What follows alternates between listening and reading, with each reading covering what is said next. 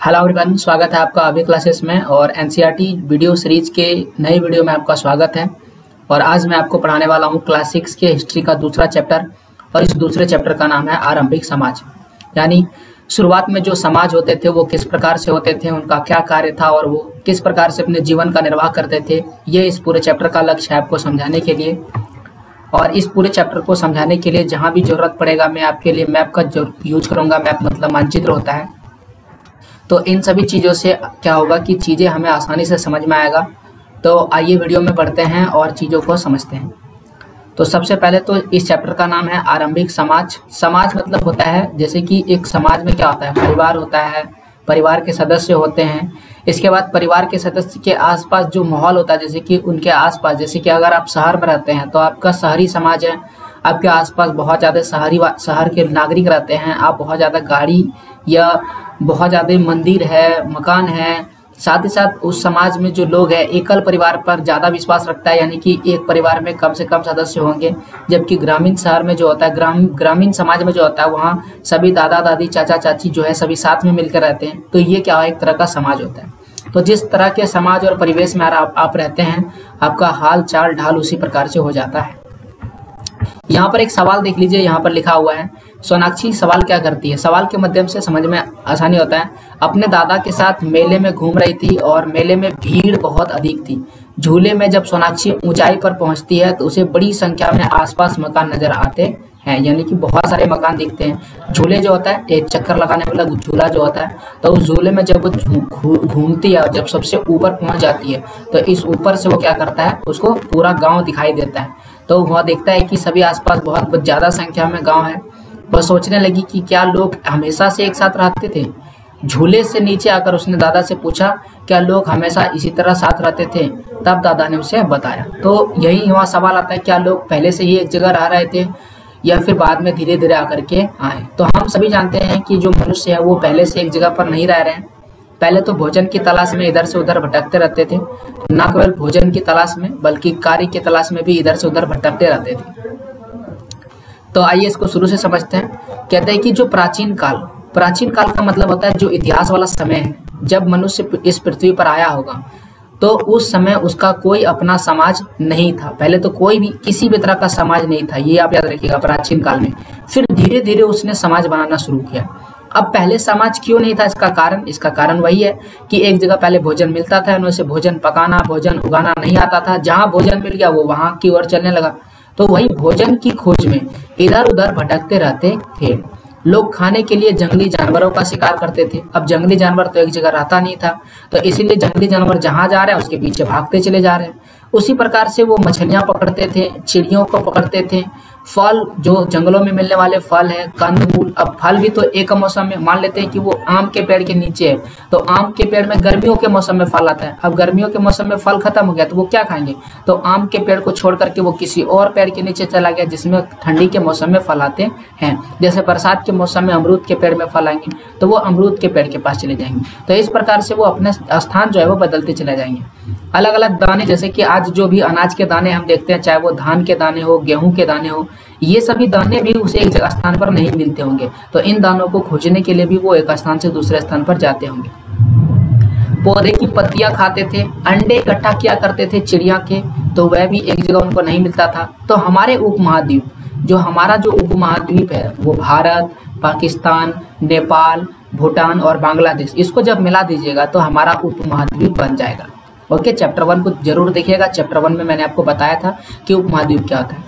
तो हमारा जो क्षेत्र है वो गर्म देशों में है। यहाँ पेड़ पौधों की अनगिनत प्रजातियां मिलती है, इसलिए हर मौसम में पेड़ पौधों में मिलने वाले जो खाद्य पदार्थ है वो बहुत ही महत्वपूर्ण स्रोत थे और भिन्न भिन्न थे। लेकिन सब कर पाना आसान नहीं था, सबको इकट्ठा कर पाना आसान नहीं था। पेड़ पौधों से खाना जुटाने के लिए यह जानना जरूरी है कि वो कौन से फल खाने योग्य हैं और कौन से नहीं है। ये बहुत ज़्यादा डर रहता था उस समय। मान लेते हैं कि कोई एक ऐसा फल है जो बहुत ज़्यादा विषैला है, तो उसको चख के तो पता नहीं किया जा सकता है। तो सोचिए कितना मुश्किल रहता होगा उस समय जीवन जीना, क्योंकि हर फल को वो खाते होंगे और जो नहीं भी उन्हें पता है तब भी उन्हें खाते होंगे। तो ऐसे में बहुत सारे विषैले मतलब जहर वाले फल भी खा लिए होंगे। ऐसे कई जानवर हैं जो हमसे भी ज़्यादा तेज भागते हैं, हमसे ज़्यादा ताकतवर हैं, तो उन जानवरों से हमें बचना होगा, तो इन बचने के लिए भी वो एक स्थान से दूसरे स्थान पर जाते थे। अब रहा बात जानवरों के, तो कहते हैं कि जानवरों का शिकार करना हो या चिड़िया या मछलियां पकड़ने के लिए उन्हें बहुत ज्यादा सतर्क रहना पड़ता था, जागरूक रहना पड़ता था और तेज होना पड़ता था। और इस तरह के लोग जो क्या करते थे, शिकार करते थे, मछलियां पकड़ते थे, चिड़ियों को पकड़ते थे, एक तरह से ये शिकार का काम करते थे। शिकार करना होता है तो जानवरों का शिकार करना, और जानवरों को शिकार करके वो पकड़ते थे तो वो क्या करते थे, संग्रह करते थे। संग्रह मतलब होता है खाने वाले पदार्थों को संग्रह करते थे, जमा करते थे और फिर वो बाद में उसे खाते थे। तो जो इतिहासकार था, इतिहासकार ने ऐसे लोगों को आखेटक कहा। आखेटक का मतलब क्या होता है, खाद्य संग्राहक होता है, मतलब जो खाना को जमा करता था, वैसे लोगों को ही हम आखेटक कहते हैं। अब इसका दूसरा नाम है, ये दूसरा नाम है आखेटक या खाद्य संग्राहक। आखेटक या शिकारी, या तो आप इसे आखेटक कह सकते हैं या तो आप क्या कह सकते हैं, शिकारी, क्योंकि जो शिकार करता है उसे ही आखेटक बोला गया है इतिहास की किताब में। तो समुदाय के लोग एक जगह से दूसरे जगह घूमते रहने के पीछे अनेक कारण थे। तो क्या कारण था, पहले तो आप समझ गए कि वो लोग क्यों भटकते थे, लेकिन अब इसको कारण बाय कारण लिखना पड़ेगा। तो यहाँ से एक क्वेश्चन बन जाता है कि आखिरकार जो प्राचीन काल के लोग थे एक स्थान से दूसरे स्थान पर क्यों घूमते रहते थे। अगर आपके मन में ये सवाल आ रहा है तो आइए आपको इस सवाल का जवाब देते हैं। पहला कारण यहाँ पर लिखा गया है। पहला कारण क्या है, पहला कारण है कि एक ही जगह पर ज्यादा दिनों तक रहने से आसपास के जो पौधे होते थे, पौधों में जो फल होते थे और वहां का जो आसपास के जानवर होते थे वो उन्हें खाकर समाप्त कर देते थे, और उनके बाद फिर से उन्हें दूसरा खाना चाहिए होता था, इसलिए वो इस स्थान को छोड़कर के दूसरे स्थान पर चले जाते थे। अब इसका दूसरा कारण बताते हैं। दूसरा कारण होता था कि जानवर भी अपने भोजन के लिए जगह बदलते रहते थे। जब जानवर ही जगह बदल रहे हैं और उस समय जो आदि मानव होता था वो जानवरों को ही खाते थे, तो इसलिए वह भी अपना स्थान क्या कर लेते थे, बदल लेते थे। जहां जानवर जाते थे वहीं चल जाते थे। अब आता है तीसरा कारण। तीसरा कारण है कि अलग अलग स्थान पर अलग अलग मौसम में पेड़ और पौधों में फल मिलता था। जैसा कि मैंने आपको बताया कि आम का पेड़ में एक बार में आम मिलेगा, फिर अगर हमें आम चाहिए तो अब एक दूसरा मौसम का इंतजार करना पड़ेगा, तो ऐसे में उसे दूसरे पेड़ के पास जाना पड़ता था। तो वही मौसम में पेड़ जो है वो फल फूल देना बंद कर देते थे, इसलिए उन्हें दूसरे पेड़ पौधों के पास जाना पड़ता था। अब आता है हमारा चौथा जो है वो पानी की आवश्यकता। ये बहुत ज़्यादा महत्वपूर्ण है। आज भी हम लोग देखते हैं कि गर्मियों के मौसम में बहुत सारे ऐसे शहर होते हैं जहाँ पर पानी की कमी हो जाती है। तो पानी की आवश्यकता को पूरा करने के लिए या उसके कारण से भी वो क्या करते थे, एक स्थान से दूसरे स्थान पर घूमते रहते थे, क्योंकि जल स्रोत रहता, जहाँ से पानी मिलता था वहाँ पर हमेशा पानी नहीं रहता था। अब आपको मेरे ख्याल से कारण पता चल गया होगा कि लोग एक स्थान से दूसरे स्थान पर क्यों घूमते थे।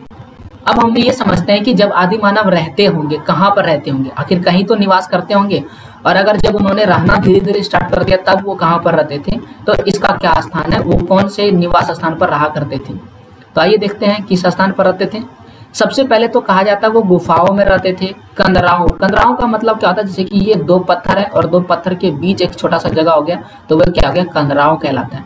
या फिर आप जो पत्थर होता है ऐसे करके झुका हुआ है और इस पत्थर के ये नीचे देख सकते हैं यहाँ जगह है, तो इस क्षेत्र में रहते थे। क्योंकि यहाँ पर पानी उनी नहीं आता था, तो इन क्षेत्रों में रहा जा सकता था।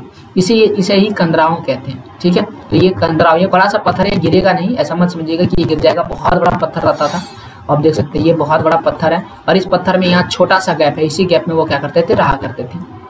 चाहे वो नदियों और झीलों के किनारे मिले, ठीक है, वो कहाँ रहते थे, नदियों और झीलों के किनारे। अब नदी और झील के किनारे रहने का कारण ये है कि उस समय इन्हें पानी जो है धरती के अंदर से जो ग्राउंड लेयर वाटर है वो निकालने के लिए तो आता नहीं था, इसलिए वो जहाँ पर पानी रहता था, जैसे कि नदियों में पानी रहता है और झीलों में पानी रहता है, तो नदियों और झीलों के किनारे वो बसा करते थे। अब ये सारी चीजें वो क्यों करते थे, क्यों वो गुफाओं में रहते थे, उनको किसका डर था, क्योंकि वो हो सकता है उस समय भी तो ताकतवर होंगे, तो उस समय भी मानवों को धूप लगा करता था, उस समय भी उन्हें वर्षा से ठंडक लगती होगी, ठंडक से बचने के लिए। और खास करके बहुत सारे ऐसे जंगली जानवर हैं जो बहुत ज्यादा खतरनाक होते हैं, इन जंगली जानवरों से बचने के लिए वह गुफाओं में रहा करते थे और कंदराओं में रहा करते थे। तो उम्मीद आपको ये समझ में आ गया ये सवाल कि आखिरकार वो गुफाओं में क्यों रहा करते थे। अब आपके मन में आया होगा कि ये घर क्यों नहीं बना लेते थे, क्योंकि ये उस समय तक इतना इनके पास बुद्धि विकास नहीं हो चुका था कि ये खुद का घर बना लें, तो ये यहीं पर रहते थे। और खास करके नदियों और झीलों के किनारे रहने से उन्हें क्या मिल जाता था, पीने का पानी जो है आसानी से मिल जाया करता था, इसलिए वो नदियों और झीलों के किनारे रहा करते थे। जिन स्थानों पर मानव रहते थे, अब क्या सबूत है कि वहां पर रहते थे? आप कैसे बोल रहे हैं? इसका कारण है कि जिन स्थानों पर मानव रहते थे उन स्थानों पर अनेक प्रकार के औजारों के अवशेष मिले, यानी कि जैसे पत्थर के औजार बना रहे हो या फिर वो कह सकते हैं लोहे के औजार बना रहे हो, जो भी था वो पत्थर औजार तो मिल रहे थे। तो इसलिए हम कहेंगे कि छोटा सा उसके लिए वो उद्योग था। ऐसे स्थल को उद्योग स्थल या आवासीय स्थल कहते हैं। तो फिर से समझ लीजिए, यहाँ पर सवाल होगा कि उद्योग स्थल या आवासीय स्थल क्या है। तो इसका जवाब होगा कि जिन स्थानों पर जो मानव थे वो रहा करते थे, उन स्थानों पर अनेक प्रकार के औजार के अवशेष मिले हैं और उसे हम उद्योग स्थल एवं आवासीय स्थल कहते हैं। ऐसा इसलिए क्योंकि लोग के लिए वो आवास के आसपास औजार बनाने का काम करते होंगे। सीधा बात है कि वो लोग भोजन करने के बाद उसके पास कोई काम है नहीं। जैसे कि हमारे पास क्या काम है, आजकल तो बच्चे क्या करते हैं, मोबाइल लेके बैठ जाते हैं, टीवी देखने लगते हैं या खेलने लगते हैं। उनके पास कोई काम नहीं था। वो भोजन कर लिए, शिकार करने के बाद अब वो क्या करते थे, औजार बनाते थे, क्योंकि उसको पता था कि जितना पैना औजार रहेगा शिकार उतना तेजी से होगा। तो केवल और केवल उनका ध्यान था औजार बनाने पर, किस प्रकार से अगला शिकार हम आसानी से कर सकेंगे, हमें किसी भी तरह से परेशानी नहीं करना पड़े। तो इसके लिए वो बैठ बैठ के औजार बनाते होंगे, कुछ इस प्रकार से औजार बनाते होंगे, इसलिए वहां पर हमें औजार के टुकड़े मिले हैं। अब आइए थोड़ा इतिहास में चलते हैं और पाषाण कालीन औजारों के निर्माण के विषय में समझते हैं। तो पहले आपको पाषाण काल समझना होगा कि ये काल टाइम कब से कब तक का समय है। ओके, तभी तो हमको समझ में आएगा कि ये पाषाण काल है क्या। तो आइए सबसे पहले हम आपको पाषाण काल बता देते हैं। ठीक है, यहाँ पर देखिए टाइम पीरियड दिया गया है पाषाण काल के बारे में। तो जो पाषाण काल है ना, यानी जो इतिहास है, जो मानव की उत्पत्ति हुई करोड़ों साल पहले, जो है धरती का निर्माण हुआ, धरती पर जो है जीवों की उत्पत्ति हुई, फिर जीव से वो किसी प्रकार से 4 पैर पर चलने वाले बने, फिर लाखों साल बाद क्या हुआ, मानव का निर्माण हुआ। तो आज से लाखों साल पहले मानव आ चुके थे, लेकिन मानव आए पहले इसी प्रकार से जीवन जीते रहे जानवरों की तरह। फिर धीरे धीरे उन्होंने कुछ सीखा और धीरे धीरे जो समय आया उस समय को हम पाषाण काल कहते हैं।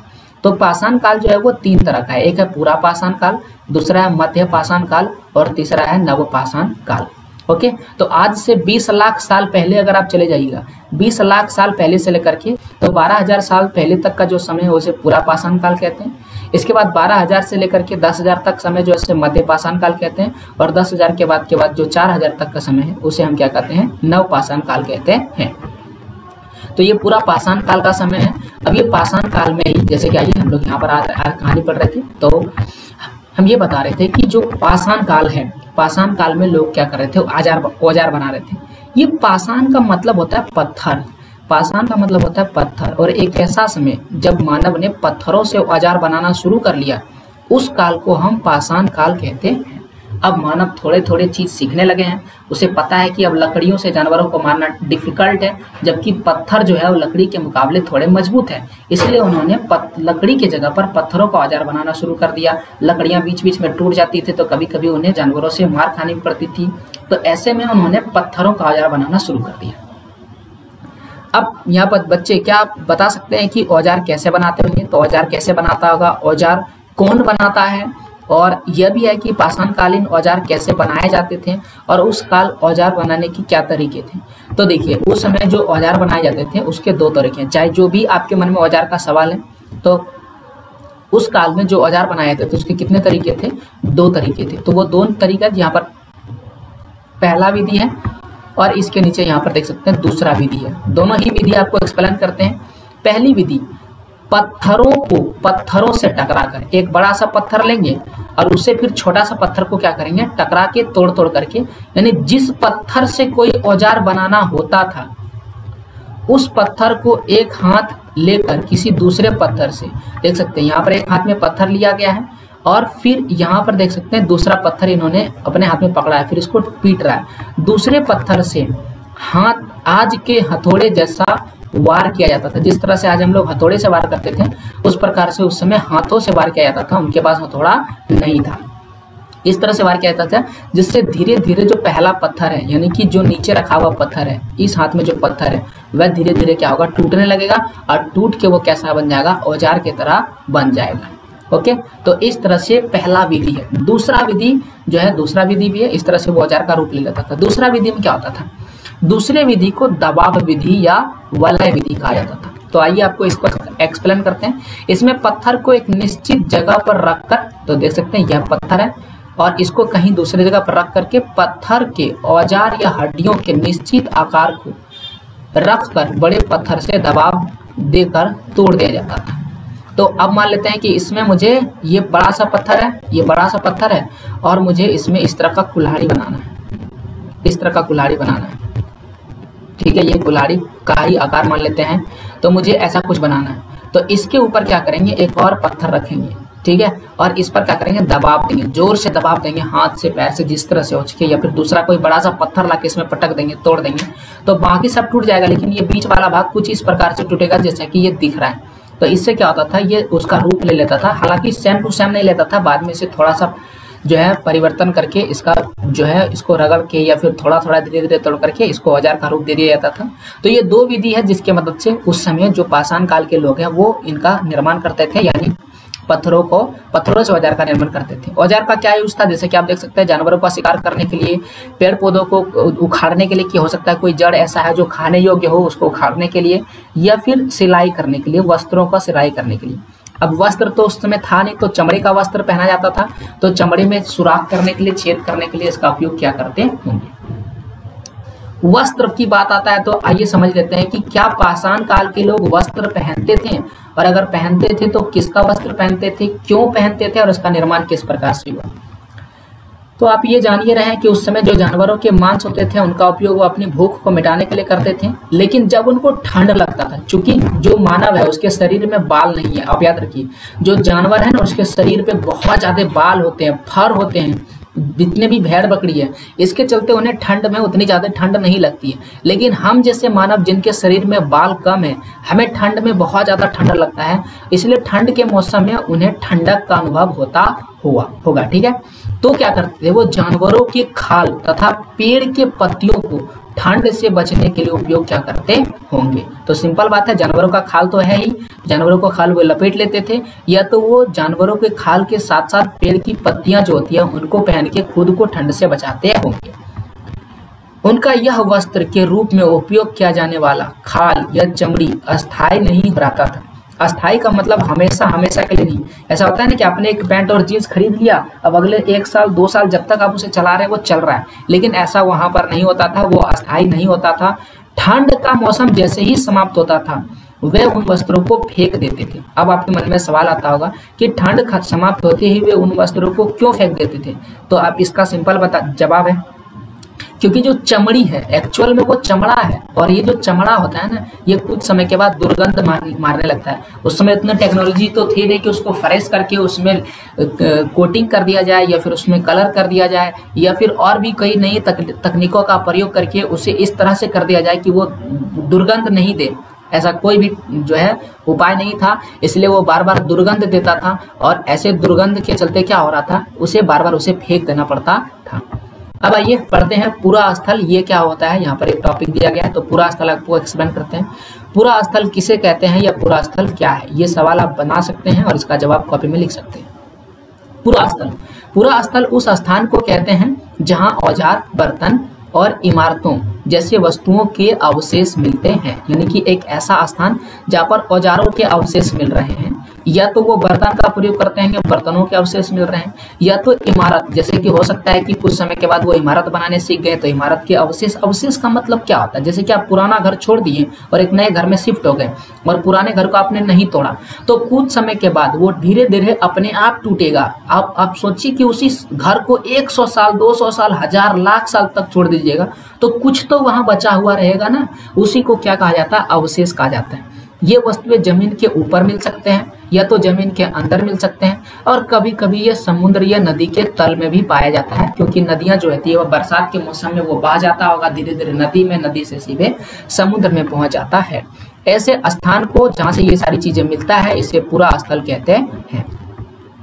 अब एक और सवाल आपके मन में भी आता होगा कि इतने लाख साल पुरानी बातें हम कहाँ से बोल रहे हैं, इनकी जानकारी का स्रोत क्या है। तो जितने भी इतिहास होते हैं हर इतिहास का एक स्रोत होता है, तो आइए पढ़ते हैं इतिहास का क्या स्रोत है। पुरातत्वविदों को जमीन की खुदाई करने से जमीन और झीलों के ऊपरी भाग में पाषाण कालीन के कुछ पत्थर मिले, लकड़ियों तथा हड्डियों के अवशेष मिले हैं, जिससे आदि मानव के जीवन के बारे में जानकारी प्राप्त होती है। तो हमको पता चल गया कि ये जो भी चीजें हमें मिला है वो कहाँ से मिला है। ठीक है, या तो वो कहाँ से खुदाई किया है, जमीन के अंदर से निकाला है, जो है जमीन के अंदर भी चला जाता है, या तो वो झीलों में मिला है, या तो नदियों के ऊपरी भाग में मिला है। अब यहाँ पर चित्र 2.5 देखने के लिए कहा गया है। तो ये रहा चित्र 2.5। प्राचीन पत्थर के प्राचीनतम औजार आप देख सकते हैं, कुछ इस प्रकार से हैं। फिर 2.6 देखने के लिए बोला गया है। तो 2.6 देखा जाए तो कई हजार साल बाद बनाए गए औजार। तो पहले कुछ इस प्रकार से औजार बनाए जाते थे, फिर धीरे धीरे और नोकीला औजार बनाया गया। अब आते हैं एक और 2.7 देखने के लिए बोला गया। तो 2.7 में लिखा है और बाद में, यानी कि कई हजार साल के बाद भी बनाए गए औजार जो इस प्रकार से हो गए। तो आप देख सकते हैं कि औजारों में किस प्रकार से रिवोल्यूशन मतलब बदलाव आ रहा है।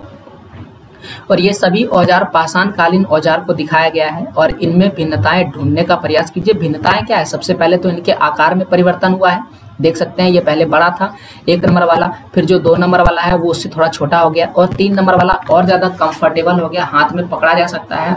एक तो इन्होंने ये कर दिया कि जो ऊपर वाला भाग है उसको कहीं भी नोकीला नहीं रखा, जिससे आसानी से पकड़ा जा सकता है। और यहाँ पर कुछ ऐसे थे जो छोटा था, तो उसे क्या कर दिया गया, लंबा कर दिया गया, जिससे और ज्यादा आसानी होने लगा पकड़ने में। अब जो पूरा पाषाण के औजार हैं, पूरा पाषाण कालीन औजार अलग अलग जगह से मिला हुआ है। तो पूरा पाषाण कालीन क्या है आपको यहाँ पर बता चुके हैं, तो एक बार फिर से आपको रिवाइज करवा देते हैं। ये रहा पूरा पाषाण कालीन, ठीक है, देख सकते हैं। पूरा पाषाण कालीन का मतलब सबसे पुराना, जो आज से 20 लाख साल पहले से लेकर के 12,000 साल तक का जो समय है उसे हम पूरा पाषाण कालीन समय कहते हैं, ठीक है। तो आज से मतलब 20 लाख साल पहले का समय है। और इसमें कहाँ पर क्या क्या मिला है आइए थोड़ा सा जानकारी देते हैं। सबसे पहले उड़ीसा का मयूरभंज में मिला है, मध्य प्रदेश का भीमबेटका में मिला है, और राजस्थान का दिदवाना में मिला है, और गुजरात का हिरान घाटी में ये सारी चीजें जो ये अवशेष है वो मिला हुआ है। आइए बेहतर तरीके से समझने के लिए इन स्थानों को एक बार मैप में देख लेते हैं। तो मैप में देखते हैं, जैसा कि आप देख सकते हैं ये है भारत का मैप, और हम इसे भारतीय उपमहाद्वीप भी कह सकते हैं, ठीक है, क्योंकि इसमें भारतीय उपमहाद्वीप में जैसे कि हम आपको बता चुके हैं पाकिस्तान, नेपाल, भूटान, बांग्लादेश, भारत और श्रीलंका को भी मिला दीजिएगा तो बन जाएगा भारतीय उपमहाद्वीप। तो ये कुछ मैप है, जैसे कि बोले थे उड़ीसा, तो ये रहा उड़ीसा, और उड़ीसा में मयूरभंज है, तो ये रहा उड़ीसा, और उस उड़ीसा में यहाँ पर क्या है, मयूरभंज है। तो आप देख सकते हैं, मैं इरेज कर देता हूँ, एकदम बिल्कुल छोटा सा क्षेत्र है और इसी क्षेत्र को मयूरभंज कहते हैं। अब मध्य प्रदेश में भीमबेटका है, तो ये पूरा जो है मध्य प्रदेश राज्य है, मध्य प्रदेश की राजधानी भोपाल है, और ये बिल्कुल बीचों बीच है, और यहीं पर भीमबेटका जो है मौजूद है मध्य प्रदेश में।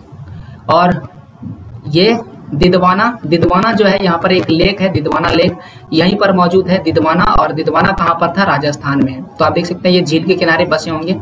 और एक और स्थान था गुजरात में, और गुजरात में जो स्थान था उसका क्या नाम था, आप देख सकते हैं यहाँ पर नाम लिखा है हिरना घाटी, ठीक है। तो आपको दिखा दिए ये जो स्थान है यहीं पर कहीं पर हिरना घाटी मौजूद है, जो गुजरात में है, हिरना घाटी।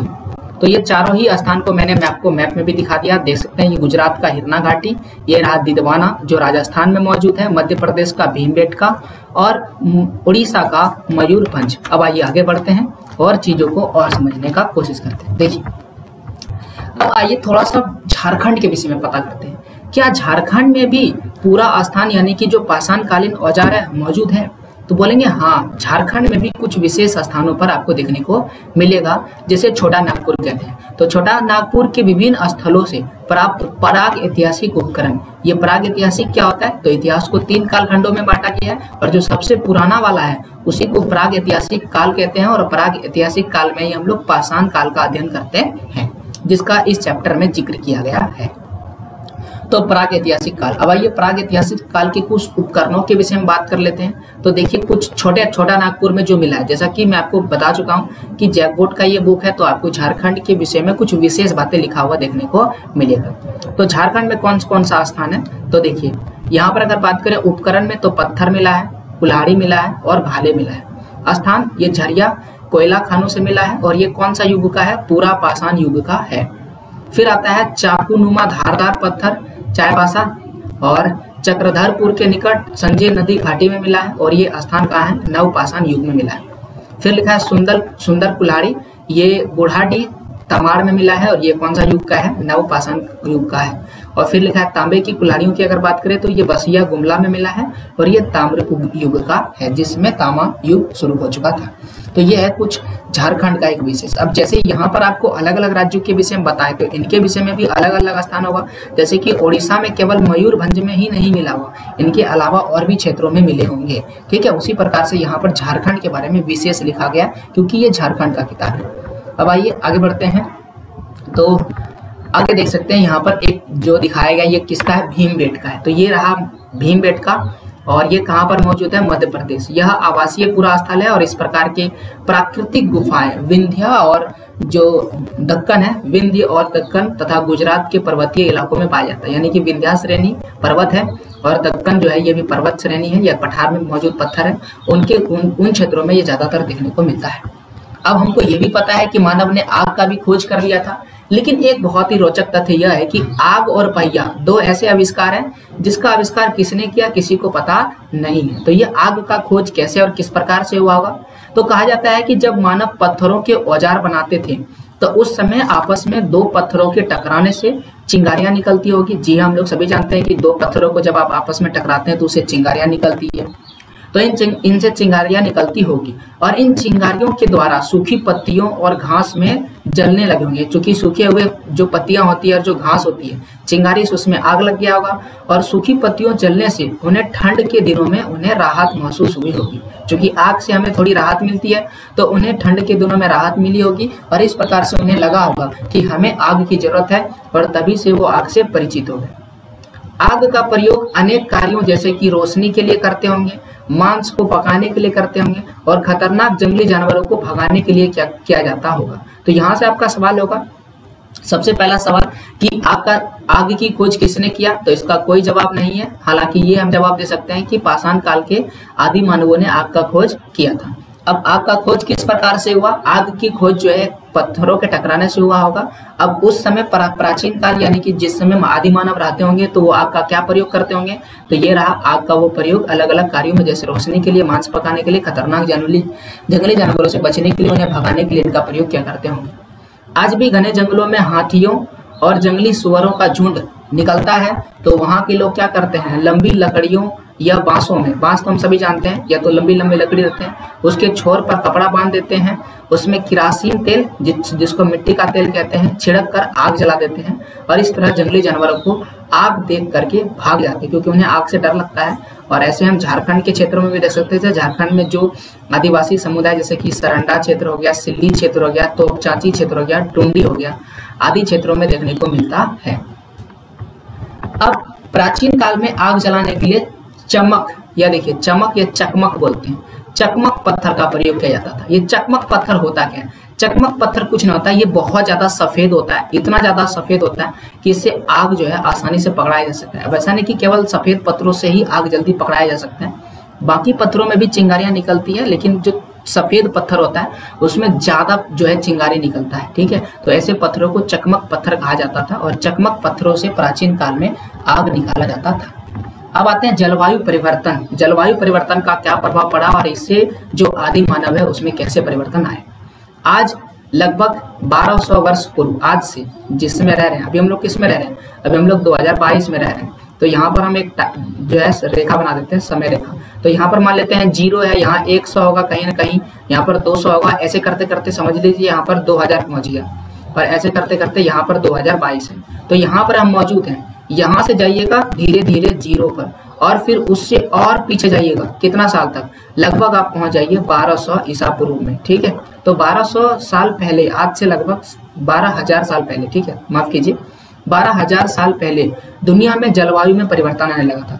तो जलवायु परिवर्तन से क्या होने लगा, धीरे धीरे घास के जो मैदान है, ओके, घास के मैदान बनने लगे थे और घासों को खाकर, जो घास खाते हैं, घासों को खाकर जीने वाले जो जानवर थे, जैसे कि हिरन हो गया, बरसिंघा हो गया, भेड़ हो गया, बकरी हो गया, गाय हो गया, इनकी संख्या बढ़ने लगी क्योंकि घास की संख्या तो धीरे धीरे बढ़ती जा रही थी, तो इनको भोजन का कोई कमी नहीं था, तो इनकी जनसंख्या भी धीरे धीरे बढ़ने लगा।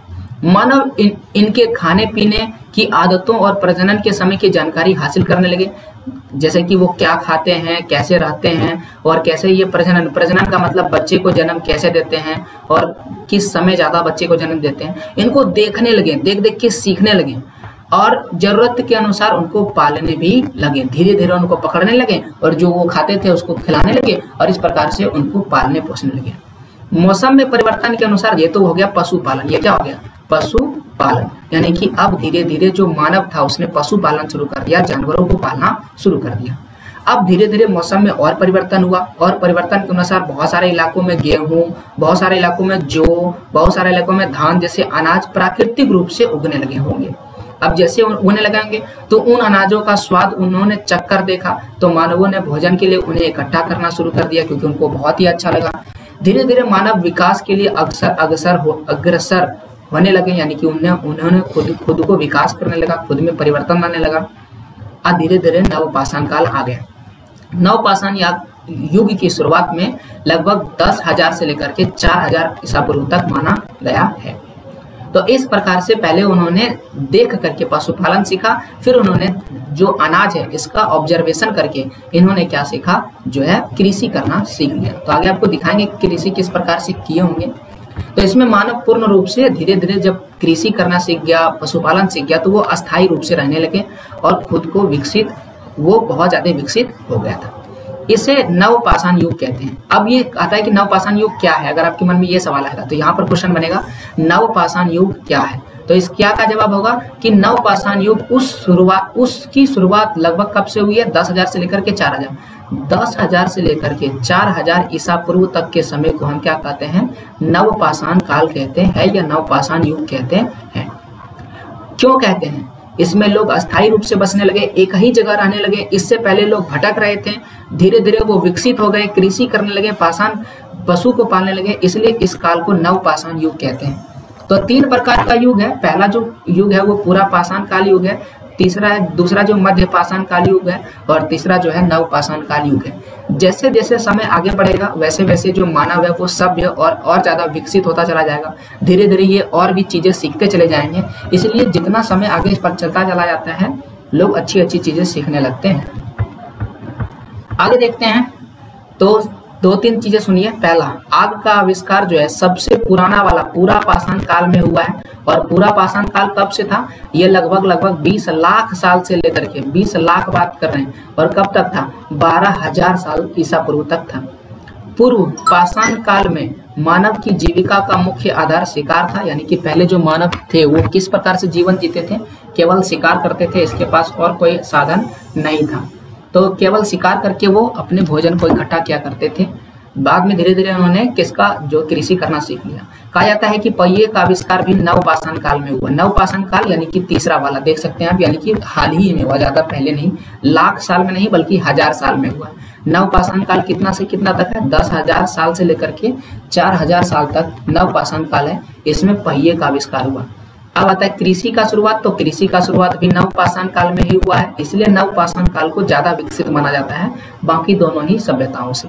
तो पहिए का आविष्कार के विषय में भी कोई कहानी नहीं है कि पहिए का आविष्कार कैसे हुआ होगा। अब एक चीज है कृषि के विषय में, कृषि के विषय में ये कहानी आपको हम जोड़ देते। देखिए, मान लेते हैं कि कोई आदि मानव है और उस आदि मानव ने कोई अनाज तोड़ के लाया। अब वो गुफा के पास रह रहा है, तो गुफा के पास मान लेते हैं गलती से उससे कोई 2-3 अनाज गिर गया। अब जब गलती से गिर गया तो बारिश का तो मौसम आते ही रहता है, तो बारिश पड़ गया। अब बारिश पड़ने से क्या हुआ, ये जो अनाज यहाँ पर गिरा था ये धीरे धीरे पौधों में बदल गया। पौधों में बदल गया तो इसमें फिर से नया बीज आ गया। अब यहाँ पर जो आदि मानव रह रहा है उसके मन में ये सवाल आ गया कि आखिरकार इसमें ये पौधे आया कैसे, जबकि मैंने ये पौधे तो दूर से यहाँ से लाया था। तब उनके मन में ये सवाल आया और उसको लगा कि हो सकता है कि मुझसे कोई अनाज गिर गया होगा और उससे फिर से नया पौधा उग गया। अब ये सीख गया कि अगर हम बीज को गिरा देंगे तो नया पौधा उगने लगा होगा, लेकिन गिरने से फिर बीज नहीं, फिर से इसमें नए पौधे आएंगे। फिर धीरे धीरे इन्होंने इसे गढ़ दिया होगा। तो इस प्रकार से जो है इन्होंने कृषि करना सीखा। अब कृषि करने के लिए, सीखने के लिए यही एक कहानी है जिससे पता चलता है कि उन्होंने कृषि करने के लिए सीखा होगा। अब आता है शैल चित्रकारी। ये क्या होता है और ये कहाँ पर देखने को मिलता है। शैल चित्रकारी को रॉक आर्ट्स कहते हैं अंग्रेजी में। तो प्राचीन काल में लोग जिन गुफाओं या कंदराओं में रहते थे उन्हें सजा कर रखना सीख गए होंगे, वो उन्हें सजा कर रखते थे और अपने औजारों परिष्कृत करने के लिए कलात्मक ढंग से प्रभावशाली फलक का निर्माण किया और पाषाण खंड पर आकृतियों उकेरे, यानी उन्होंने सीधा बात है, पाषाण मतलब होता है पत्थर और खंड का मतलब होता है टुकड़ा, तो पत्थर के टुकड़े पर अलग अलग आकृति उकारा, प्रथम कला का निर्माण किया जिसे शैल चित्र कहते हैं, यानी पहला कला था, दुनिया का सबसे पहला कला यही था।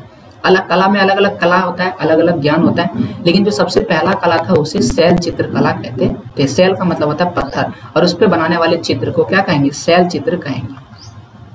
इन चित्रों को कब बनाते थे, खाली समय में मेहनत से बनाकर खुशी का अनुभव करते थे। इन चित्रों का विषय मुख्यतः आर्किड मतलब कैसे शिकार करना है, कैसे जानवरों को पकड़ना है, इस पर बेस होता था। वे पशु का चित्र बनाते थे, पक्षी का चित्र बनाते थे, पेड़ पौधों का चित्र बनाते थे एवं ज्यामितीय आकृतियां इसको कहते हैं, ये ज्यामितीय आकृतियां हैं, तो इनका वो इस तरह की आकृतियां बनाते होंगे। ऐसी चित्रकारी हमें अजंता और एलोरा कहाँ पर है, ये महाराष्ट्र में मौजूद है। भीमबेटका मध्य प्रदेश में मौजूद है। बिहार में भागलपुर है, वहां पर मौजूद है। राजगीर तथा झारखंड के हजारीबाग से प्राप्त हुए हैं, तो इन क्षेत्रों में देखने को मिलता है। तो शैल चित्र कैसा होता है आप देख सकते हैं, ये कुछ इस प्रकार का चित्र है। अब ये इंटरेस्टिंग क्यों हो गया, ये चित्र इतना इंपॉर्टेंट क्यों है। आप एक चित्र बनाइए, कोई भी चित्र बनाइए और उसको कलर कीजिए और आपका चित्र बना हुआ कितने साल तक रह सकता है। आज जो भी रंग है, आज हम कई तरक्की कर चुके हैं, हमारे पास तरह तरह का रंग है, कलर है, लेकिन फिर भी हमारे जो कलर्स हैं, रंग जो है वो ज्यादा दिनों तक नहीं रहता है।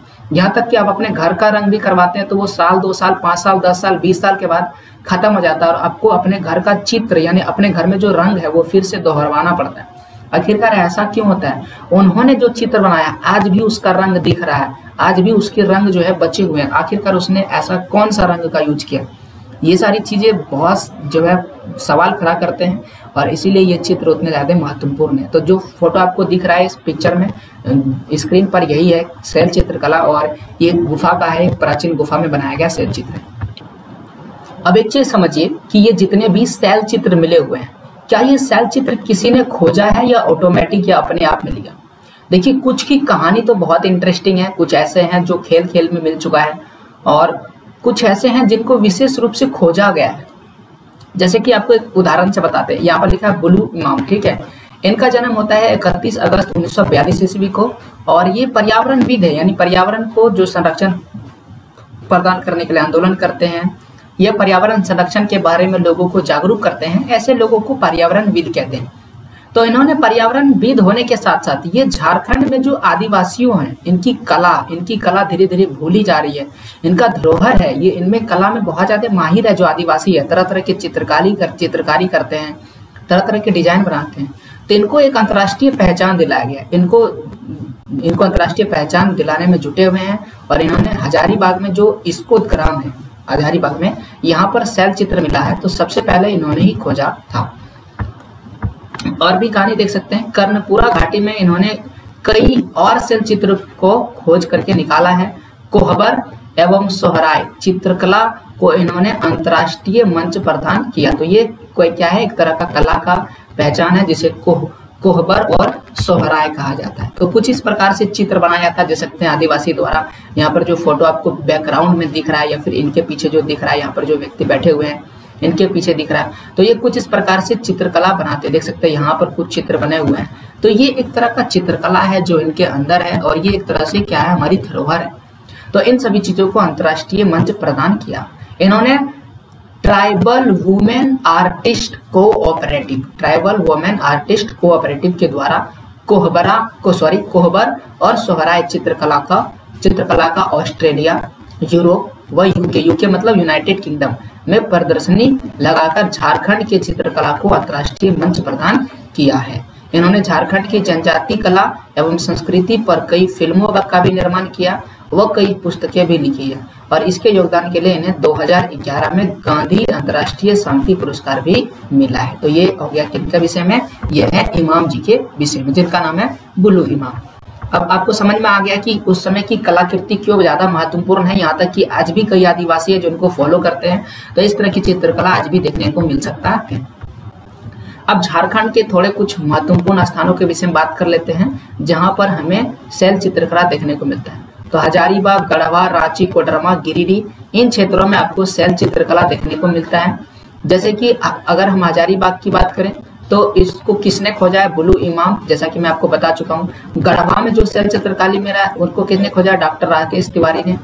रांची में जो शैल चित्रकारी मिला है उसको खोजा है डॉक्टर विंदुल जायसवाल ने। और कोडरमा और गिरिडीह में जो मिला है उसे डॉक्टर A.K. प्रसाद ने खोजा है। तो आपको ये समझ में आ गया है कि किन चित्रकला को किसने खोजा है। अब आइए शैल चित्रकारी के विषय में पढ़ते हैं। जैसे कि यहाँ पर लिखा है भवनाथपुर, गढ़वा। गढ़वा के शैलाश्रय भवनाथपुर प्रखंड के घने जंगलों में किरमूर पर्वत, तो यहाँ पर पर्वत आ चुका है क्योंकि गुफा जो है पर्वत में भी देखने को मिलेगा, पर अवस्थित किरमूर की ये पहाड़ियां चूने पत्थर की है। ये किससे बना हुआ है? चूने पत्थर की पहाड़ियां हैं जो शैलाश्रय के प्राकृतिक रूप से सर्वदा अनुकूल है। शैलाश्रय मतलब होता है शैलों के अंदर आश्रय देना। यहाँ चित्रों को गेरू मिश्रित घोल, यहाँ पर पता चल रहा है किससे बनाया गया है। गेरू से गेरुआ रंग बनेगा, ठीक है। तो इससे मिश्रित घोल तथा कूची जो है ये पत्ता होगा, इसकी सहायता से बनाया गया है। अधिकांश चित्रण प्राकृतिक शैली के हैं, यानी कि प्राकृतिक रूप से ही बनाया गया है। पशु चित्रों का रेखांकन बड़ा ही स्वाभाविक है। पशु का भी चित्र देखने मिलता है। पशु की आकृति में हिरण बनाया गया है और बरसिंगे जो है प्रमुख रूप से बनाया गया है। अब यहाँ पर शैल चित्रों में चिन्ह भी देखने को मिलता है और कई संकेत भी देखने को मिलते हैं। जैसे कि ये मैंने संकेत बनाया, तो इस तरह से संकेत और चिन्ह भी देखने को मिलता है। अब शैल चित्रकला की बात करें तो हजारीबाग का इसको ग्राम में है। तो हजारीबाग जिले का जो बड़का गांव प्रखंड है इसमें अवस्थित इसको ग्राम की पहाड़ी में शैल चित्रकला की खोज किसने किया था? बुलु इमाम ने किया था। यहाँ 3 शैल आश्रय है और इसमें शैल चित्र भी मिले हैं। तो ये पहला शैल आश्रय, दूसरा और ये कौन है? तीसरा। पहला जो है यह एक पहाड़ी के अंदर विद्यमान है और यह काफी बड़ा है और इसके अंदर एक नाला है जो सालों भर बहता है और इस नाले के मध्य पाषाण कालीन प्रस्तर औजार प्राप्त हुए हैं। तो इस नाले से पाषाण काली के औजार मिले हैं जिसे मध्य पाषाण काल का बताया जाता है। तो मध्य पाषाण काल कब से कब तक है? तो ये 12,000 से लेकर के 10,000 तक का समय को क्या कहा जाता है? मध्यकालीन पाषाण काल कहा जाता है। मानव इस क्षेत्र में रहने की पुष्टि होती है, यानी कि इस क्षेत्र में भी मानव रहते हैं। दीवारों पर पशुओं और वनस्पतियों के चित्र देखने को मिलते हैं। दीवार जो है उस पर पशु का मतलब होता है जानवर और वनस्पति के चित्र देखने को मिलते हैं, वह भी सुंदर सुंदर।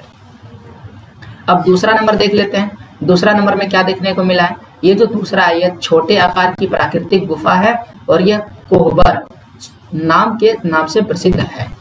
तीसरा देख सकते हैं ये अंदर में 26.5 गुना 3 मीटर का चित्र बना हुआ है और इसमें मानव एवं पशु दोनों का चित्र है, या तो मानवों के या पशुओं का अंकन किया गया। मनुष्य के हाथ एवं पैर स्पष्ट रूप से अंकित है और कुछ स्थानों पर एक पुरुष अपने कंधे पर शिकार लिए हुए इसका भी चित्र देखने को मिलता है। यह आखेट का दृश्य, आखेट का मतलब शिकारी का दृश्य देखने को लगता है।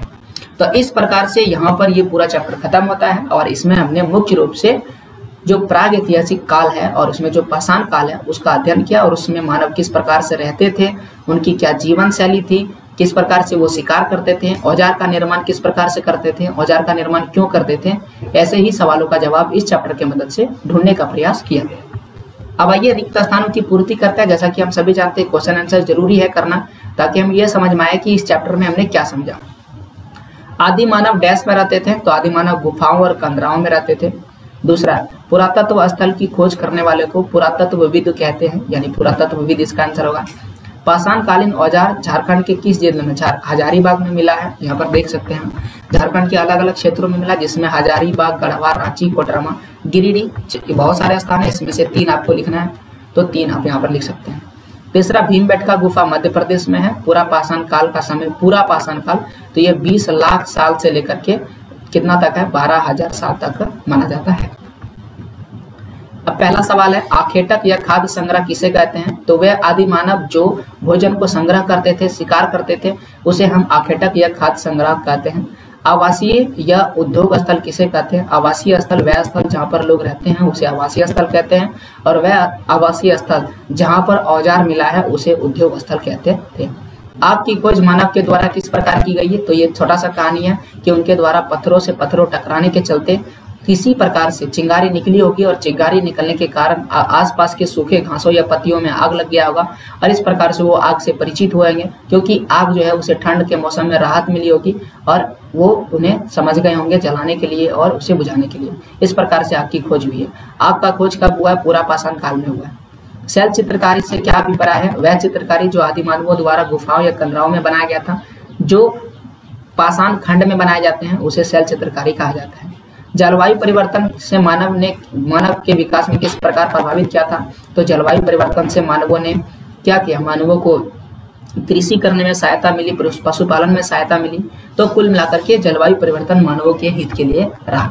अब यहाँ पर जानने योग्य शब्द दिया गया, जैसे आखेटक को इंग्लिश में हंटर कहते हैं, दुर्गंध मतलब होता है बैड स्मेल, प्रजनन का मतलब होता है रिप्रोडक्शन, पूरा स्थल का मतलब होता है आर्कियोलॉजिकल साइट्स, उद्योग का मतलब इंडस्ट्री, आविष्कार का मतलब होता है डिस्कवरी, शैल मतलब होता है रॉक आर्ट और नव पाषाण काल का मतलब होता है नियोलिथिक। और इस प्रकार से ये पूरा चैप्टर खत्म होता है।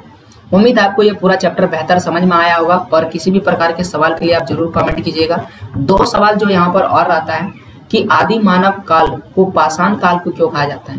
क्योंकि वो लोग केवल पत्थरों से ही औजार बनाते थे, इसलिए इसे पाषाण काल कहते हैं। दूसरा है आदि मानव कहाँ रहा करते थे? आपको पता है गुफाओं में रहते थे। क्या आप उन जगहों में रहना पसंद करेंगे?